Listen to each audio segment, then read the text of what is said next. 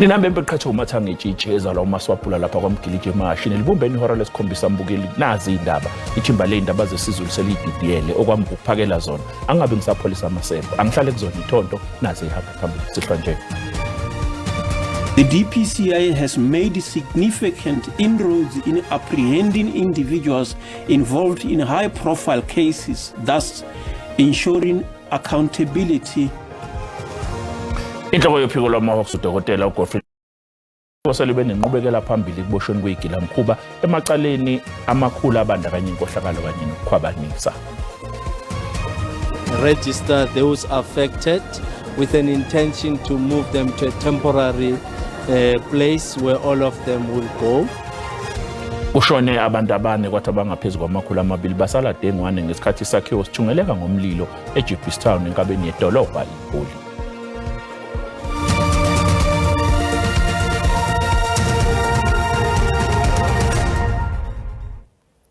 Inhloko yophiko lwamahawks uDokotela uGodfrey Lebeya uthilo luphiko selube nenqubekela phambili kuboshweni kwegilamkhuba emacaleni amakhulu abandakanya inkohlakalo kanye nokukhwabanisa. uLebeya ubekhuluma esithangabini namaziko eindaba namhlanje malungana nalokho okuzizwe yilolu phiko esigameni sokuqala sonyaka mali u2024-2025. Esigameni sokuqala sonyaka mali u2024 no2025 uphiko lwamahawks luqophe amacala ayizinkulungwane eziyishumi kanye namakhulu amane namashumi ayisithupha kuzwelonke. uLebeya uthi lamacala afaka phakathi abantu ababoshelwe ukukhwabanisa, ukushushumbisa imali, ukubulawa kwamaphoyisa kanye nokudunwa kwezimoto ezithwala imali. Abantu abaningi baboshwe esifundazweni iGauteng kanye naKwaZulu-Natal.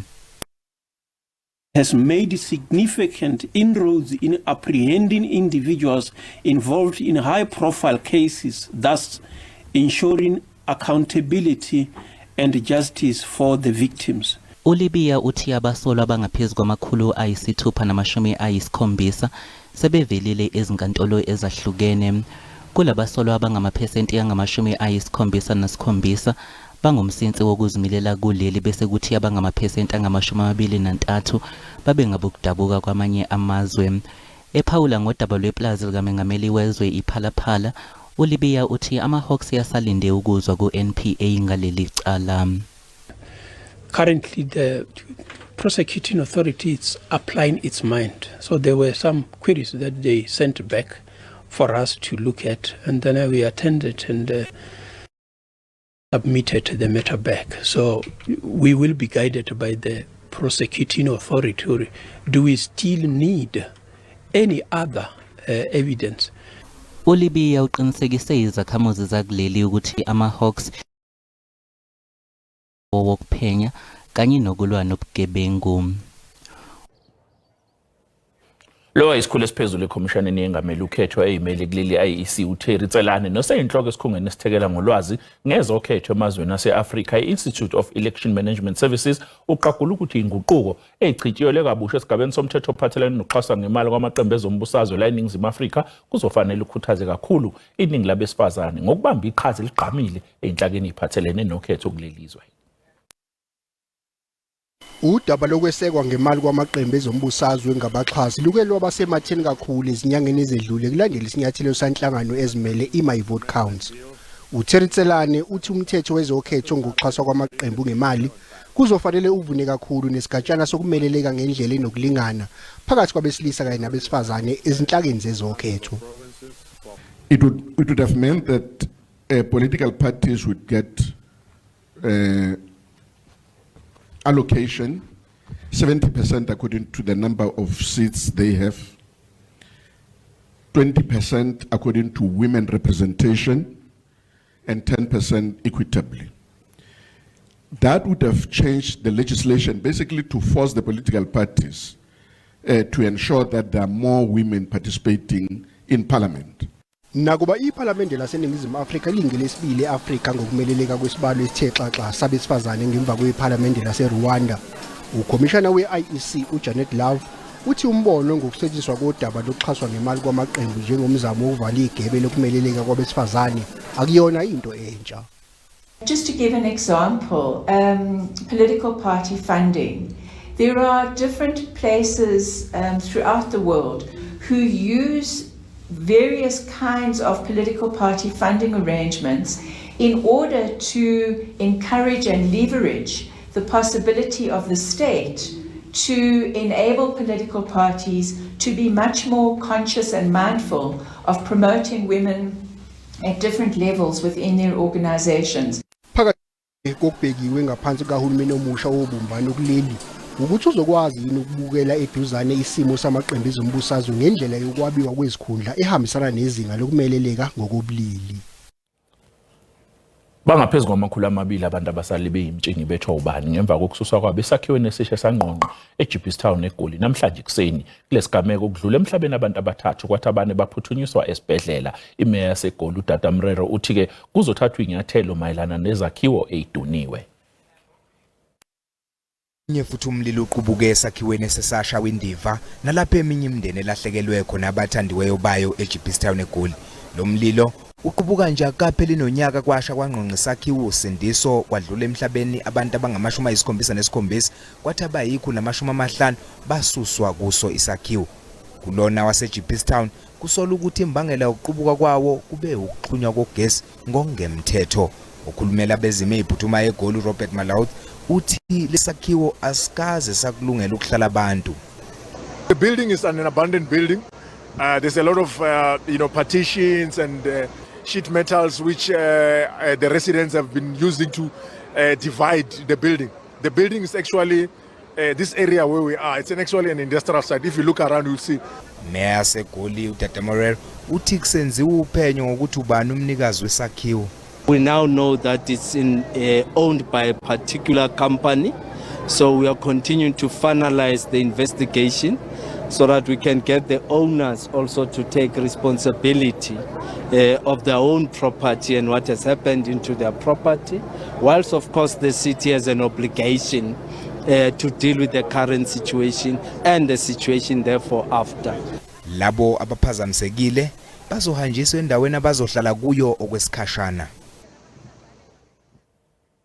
Qubuka komlilo esifundazweni Eastern Cape edolobhaneni elincane eKhathikhathi kushiya abantu abakhele lapha belahlekelwe imfuyo bashelwa ngisho amaplaza abo. Izangoma zezulu zakwa South African Weather Services zikhiphe isexwayiso somoya onamandla. Big losses, major losses. I lost 4 baby calves and a cow that came flying that were in a pasture that should never have burnt, but the fire was so strong we couldn't get them out quick enough. We've lost fencing, we've lost poles, we've lost piping, we've lost 90%. So my cattle have got no food to eat.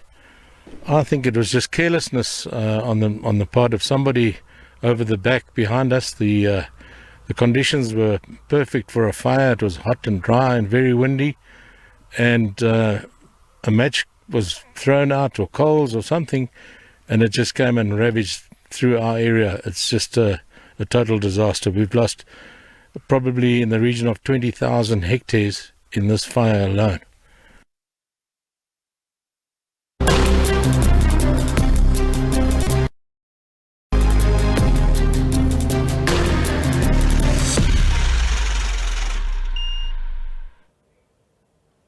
Sekusele isonto ukuqale uhlelo luzovumela isebenzi ukuba idonse isamba esithile emalini yempesheni i-two-pot system kusukela ngomhla lulunye kumandulo. Izinyunyana zezisebenzi zithi khanjwe ibanga elide ukuze kugcine kuphasiswa umthetho ozovumela lolu hlelo ukuba lusebenze.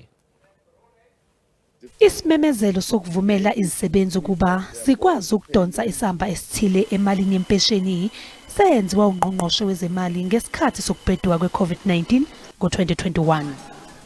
A portion of their retirement fund workers should be able to access in these difficult times, maybe to finish off their bond repayments, maybe to sort out whatever debt positions they might be in. Umthetho sivivinyo wokuqoqwa kwemali engenayo uphinde ubizwe ngokuthi umthetho sivivinyo wentela kwaba isinyathelo sokuqala sokuvumela abantu bathathe imali yabo yempesheni. Lo mthetho ke sivivinya wahamba ibanga elide kuxhunywana nomphakathi. Waqala ke waphasiswa isishayamithetho sikazwelonke ngoNdasa nonyaka wase uthunyelwa ekomidini elibhekele ukusebenza kwezifundazwe ukuze uqinisekiswe.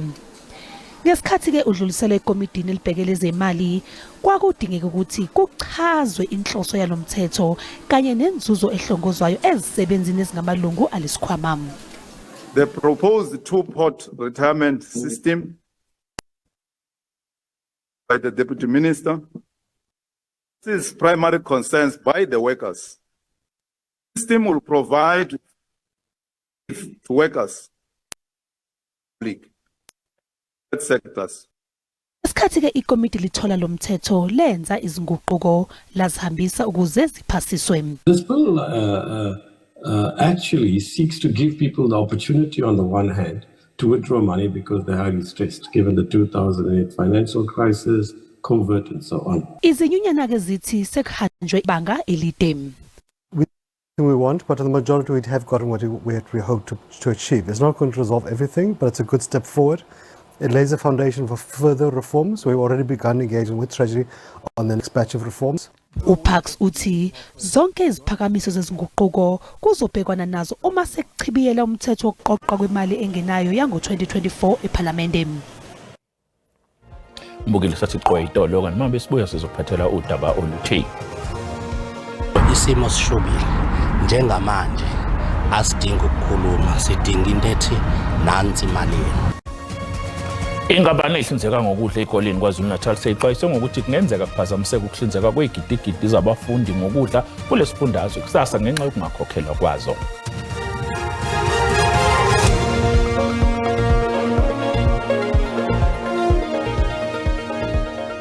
Asikubingile sikwamukele imbukeli uma wasanda ukungena udabeni oluphambili besibike ukuthi inhloko yophiko lwama-Hawks uDokotela uGoffrey Libiya uthi lolu phiko salube nenqubekela phambili ekuboshweni kwegilamkhuba emacaleni amakhulu abandakanya inkohlakalo nokukhwabanisa.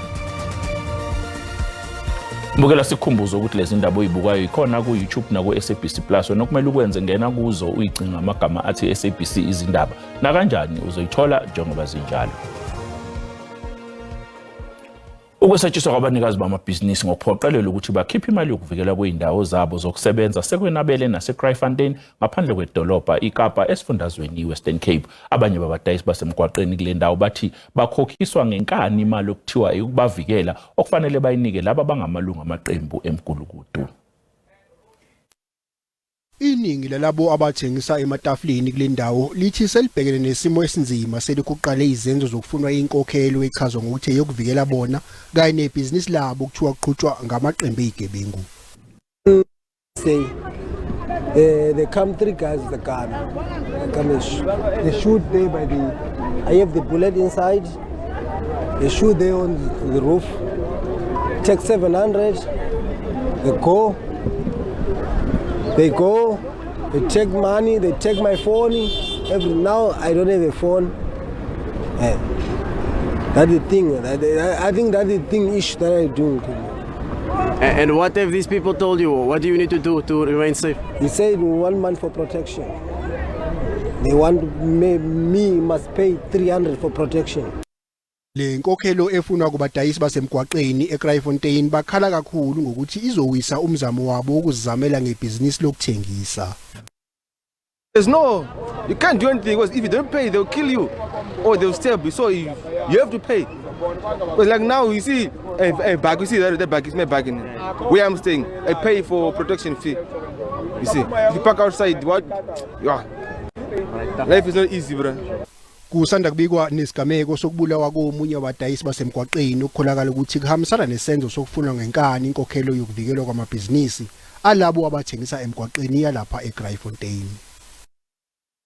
Khandlu dolophi iBuffalo City Eastern Cape uthi uyazama ukulusana nabantu abathatha umhlaba ngodli lokho kuzemva kokuthi amanye amalungu omphakathi avela endaweni engamathuna kanti amalungu emndeni engasekho emhlabeni athola kanzima ukukhomba amaliba abangasekho. Bekhangela nzima ukufumana ingcwaba lelungu losapho. Kulo mmandla waseDuncan Village kukho amabango okuba akhiwe phezu kwamangcwaba. Oku akuhlali kakuhle kwintsapho zabo bangasekho. Ingcwaba likadabawo kuthiwa lilapha ne. Mna emondi ndafuka ndazolijonga.